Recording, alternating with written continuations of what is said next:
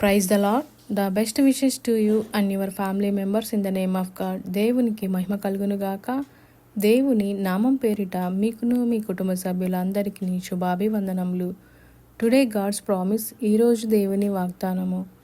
దిగులు పడకము, నేను నిన్ను బలపరుతును. యెషయా గ్రంథము 41వ అధ్యాయము 10వ వచనం. Do not be dismayed, I will strength you. Isaiah 41 chapter 10 versus.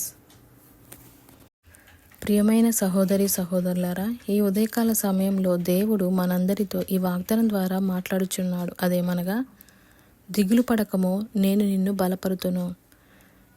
దేవుడు ఈ వాగ్దానము, ఈ నిరీక్షణ కలిగిన వాగ్దానం, అబ్రహాము గారిని పిలిచిన దేవుడు ఈ యొక్క వాగ్దానం ద్వారా, అలాగే ఇశ్రాయేలు ప్రజల్ని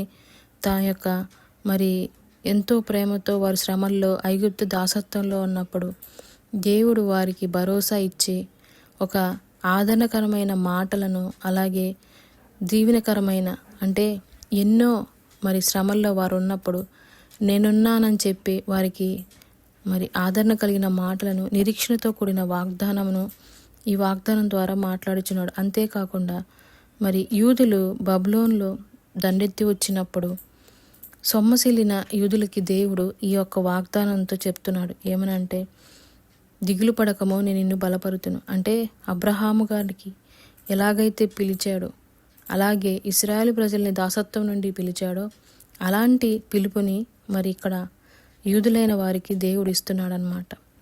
ఎప్పుడైతే దేవుడు మనం ఆశ్రయిస్తామో, ఆయన యొక్క వాగ్దానాన్ని ఎత్తిపట్టి మనం నిరీక్షణ కలిగి ఆ యొక్క కష్టాల్లోని, శ్రమల్లోనూ ముందుకి కొనసాగుతామో, దేవుడు తప్పకుండా మనల్ని బలపరుస్తాడు.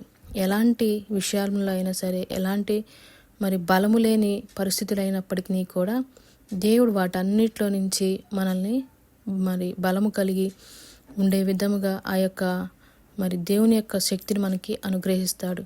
అలాంటి జీవితం మనం పొందుకోవాలి అంటే దేవుడు మనకిచ్చిన వాగ్దానాన్ని ప్రతి దినము, అనుదినము మనం నిరీక్షణతో ప్రార్థించాలి. అలాగనే వాక్యాన్ని చదవాలి. ఆ వాగ్దానాన్ని ఎత్తిపెట్టి ప్రార్థించినప్పుడు దేవుడు తప్పకుండా ఆ యొక్క సమస్యలన్నిటి నుంచి విడుదల దయచేస్తాడు. అలాంటి ప్రార్థన, వాగ్దానంతో కూడిన నిరీక్షణ కలిగిన జీవితాన్ని మనం జీవించే విధముగా దేవుని యొక్క కృపలో మనము అడుగుదాం, ప్రార్థిద్దాం.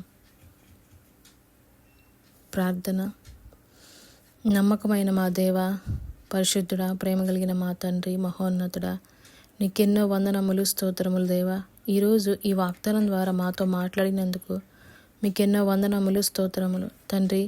ఈ వాగ్దానం ఎంతమంది అయితే వింటున్నారో వారి జీవితంలోనూ, మా అందరి జీవితంలోనూ ఏదైతే నిరీక్షణ లేకుండా సమస్యల్లో, ఐగుప్తు దాసత్వం వంటి పరిస్థితులు, అలాగే బబులోను వంటి పరిస్థితులు మాకు జీవితంలో తలెత్తినప్పుడు మేము ఎక్కడా కూడా నిరీక్షణ లేని వారిగా కాకుండా నీ యొక్క వాగ్దానాలను ఎత్తిపట్టి నిరీక్షణ కలిగిన వారమై నీ సన్నిధిలో తండ్రి ప్రార్థించి ఆ వాగ్దానాన్ని ఎత్తిపట్టి మేమందరము కూడా నాయన పొందుకునే విధముగా అట్టి కృపను, అట్టి బలమును దయచేయమని నజరేయుడైన యేసుక్రీస్తు అతి పరిశుద్ధ నామమున అడిగి వేడుకొని ప్రార్థించుకొనుచున్నాము తండ్రి.